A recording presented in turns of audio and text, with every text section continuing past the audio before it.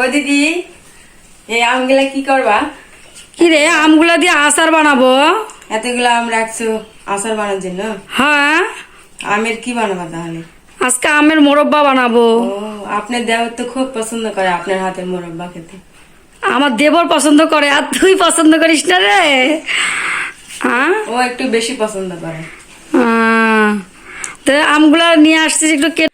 এ চানমনি, আমার সময় নাই রে বুনু, আমাকে না আমগুলা কেটে দিয়ে যান। আরে তে আমি দিচ্ছি কেটে, আপনি দিয়ে যাবো তাহলে আপনার আগাবে।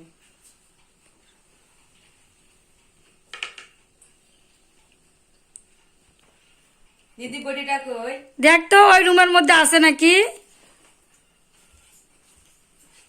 সময় পাচ্ছি না রে, সারাদিন রান্না বান্না করে একটা ক্লান্ত লাগতেছে। আমগুলো একটু কেটে দিলে ভালোই হবে আমার। আচার বানানোর পর নিয়ে যাবি, নিয়ে যায় একটু আলালকে দিস। অনামিকা খাবে, তুই খাবি। দিদি আমটা কাটবো কিভাবে, মোরব্বা বানাবেন আপনি? আমটা প্রথমে আমটা যদি আমি ছিলে কাটতে যাই না, তাহলে আমনের হাতটা তোর পিছলে যাবে। আগে প্রথমে বোটাটা কেটে নে। আমের আটি দেখ কতটা শক্ত হয়ে গেছে। হ্যাঁ, চোষা সহকারে কাট, প্রচুর শক্ত কিন্তু আম। হ্যাঁ, এবার মাছ বরাবর দে আবার একটা। হ্যাঁ, মাছ বরাবর ডুম দিয়ে দে। হ্যাঁ, এখন বিচিটা এমনি পড়ে যাবে। এরপর চোষাটা ছিলে নে।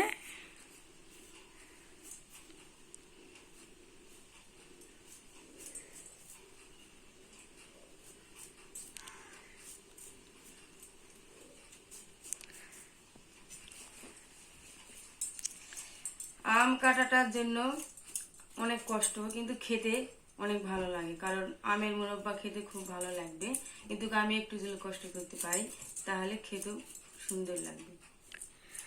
আম রে, দেখতে তো সহজ, কে আসলে আমগুলা মনে করো যে আমরা গাছ থেকে পেড়ে নিয়ে আসি, পাড়াটাও সহজ। কিন্তু আমের এই যে যখন আটিটা শক্ত হয়ে যায়, তখন আমটা কাটা খুবই কষ্টকর হয়ে যায়। আর আচার খেতে কে না ভালোবাসে, সবাই আচার পছন্দ করে। আমাদের বাড়ির সবাই পছন্দ করে, তোদের বাড়ির পছন্দ করে না? সকলেই পছন্দ করে আচার, আমের আচার খেতে। অনেকে আবার জানিস খিচুড়ির মধ্যে নাকি আমের আচার নাকি সেই টেস্ট। খিচুড়ি, গরম ভাত। দেখ, এইভাবে কাটলে দেখ একদম আটিগুলো কিন্তু উঠে যাচ্ছে।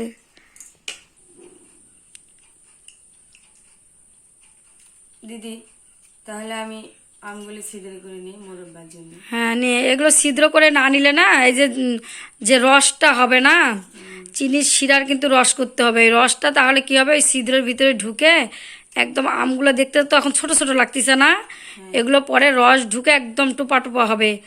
আর রসটা যখন ঢুকবে না, তখন খেতে খুবই ভালো লাগবে রে। তাহলে দিদি আমি এগুলো সবগুলো করে নিচ্ছি। হ্যাঁ, তুমি এগুলো সবগুলো করে নাও। আর পুরো আমগুলোয় কাটো রে, তুমি পুরো আমগুলোয় কাটো। আমি একটু বাইরে যে আমার কাজগুলো আছে ওগুলো সারে আসি। হুম, দিদি তাহলে তুমি তোমার কাজে যাও, আমি তাহলে তোমার আমগুলো কেটে দিচ্ছি। হ্যাঁ, আমগুলো একটু কেটে দাও। আসলে একজন যদি একটু হাতে হাতে লাগায় না, প্রচুর উপকার হয় রে। আর আমার দেখতেই তো পাচ্ছি বাড়িতে আমার কেউ নাই, এই হাত দিয়েই সব কিছু করতে হয়। আমি রান্নার জোগাড়গুলো করে নেই। হ্যাঁ, তাহলে তুমি যাও। আচ্ছা, তা আমি চলে গেলাম।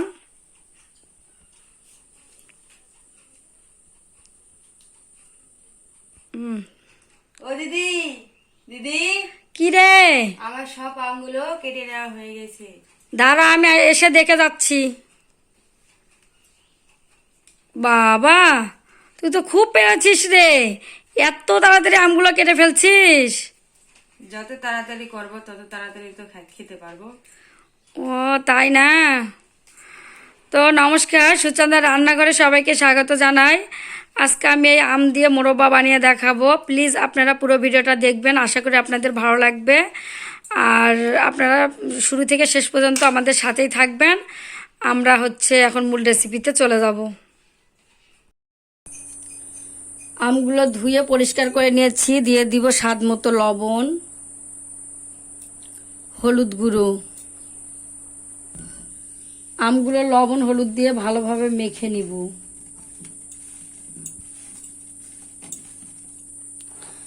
আমগুলো লবণ হলুদ দিয়ে ভালোভাবে মেখে নেওয়া হয়েছে। আমের মোরব্বাটা আমি সরিষার তেলে করব। পরিমাণ মতো সরিষার তেল দিয়ে দিব। তেল গরম হয়েছে, দিয়ে দিচ্ছি শুকনা মরিচ, পাঁচফোড়ন, কয়েকটা তেজপাতা। পাঁচফোড়ন থেকে খুব সুন্দর গন্ধ বেরিয়ে এসেছে। এখন আমি লবণ হলুদ দিয়ে মেখে রাখা আমগুলো ছেড়ে দিব।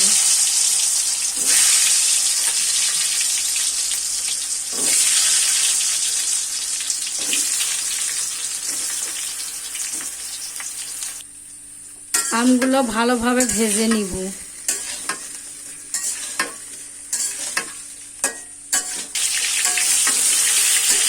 আমগুলো আমি লাল লাল করে ভেজে নিব। দেখতে পাচ্ছেন আমের কালারটা চেঞ্জ হয়ে এসেছে আর আমটাও ভাজা হয়েছে। আমি আমটা আর ভেজে নিব না। আমটা আমি এরকমই রেখে দিব, এর চেয়ে আর বেশি ভাজবো না। মোরব্বার জন্য শিরাটা আমি এই হাঁড়িতে করে নিব। দিয়ে দিচ্ছি জল। আমি এখানে 1 পোয়া চিনি নিয়েছি শিরার জন্য, দিয়ে দিব।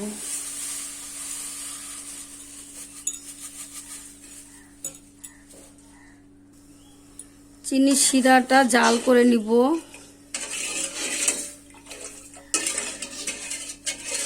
জল যতটা দিয়েছি ঠিক চিনিও আমি ততটাই দিয়েছি। আর মিষ্টিটা আপনারা বুঝে শুনে দিবেন, যে যে পরিমাণ মিষ্টি খাবেন। যদি মিষ্টি একটু বেশি খান তাহলে চিনি একটু বেশি দিতে হবে, আর যারা একটু টক টক পছন্দ করে তারা একটু চিনি কম দিবেন। কয়েকটি ডালচিনি নিয়েছি, শিরার মধ্যে দিয়ে দিলাম। সাদা এলাচ দিয়ে দিলাম, এতে করে ফ্লেভারটা ভালো আসবে।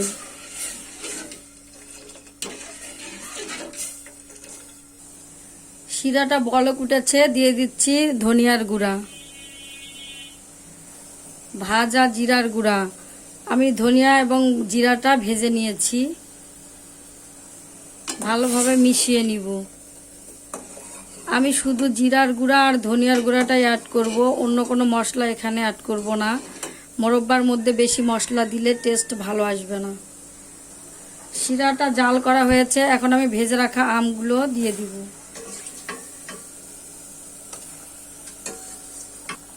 আমি ভেজে রাখা সবগুলো আম দিয়ে দিলাম।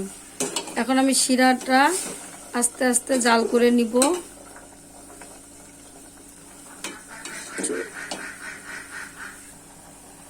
সামান্য পরিমাণে দিয়ে দিব মরিচের গুঁড়ো।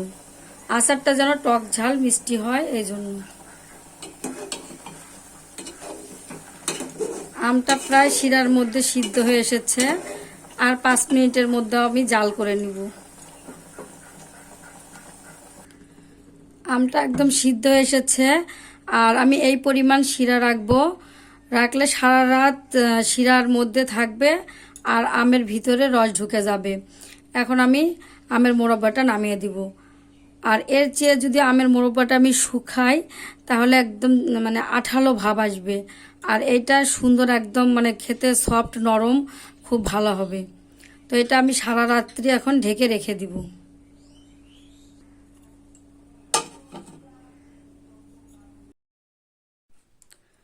আমি সারা রাত ধরে এই আমের মোরব্বাটা শিরার মধ্যে ঢেকে রেখেছিলাম।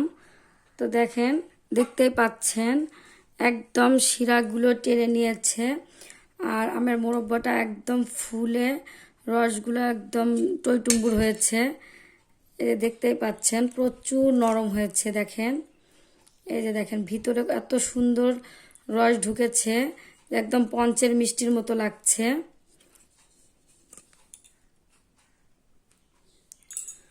আমের মোরব্বার এই আজকের রেসিপিটা আপনাদের কাছে কেমন লেগেছে অবশ্যই কমেন্ট করে জানাবেন। ভালো লেগে থাকলে বন্ধুদের সঙ্গে শেয়ার করবেন, আর সাবস্ক্রাইব করে আমাদের পাশে থাকবেন। আপনাদের মূল্যবান সময় নষ্ট করে আমার এই ভিডিওটা দেখার জন্য আপনাদের সবাইকে অসংখ্য ধন্যবাদ। আবারও দেখা হবে নতুন কোনো রেসিপি নিয়ে। আজ এ পর্যন্তই। আপনারা সবাই ভালো থাকবেন, সুস্থ থাকবেন। সবাইকে ধন্যবাদ।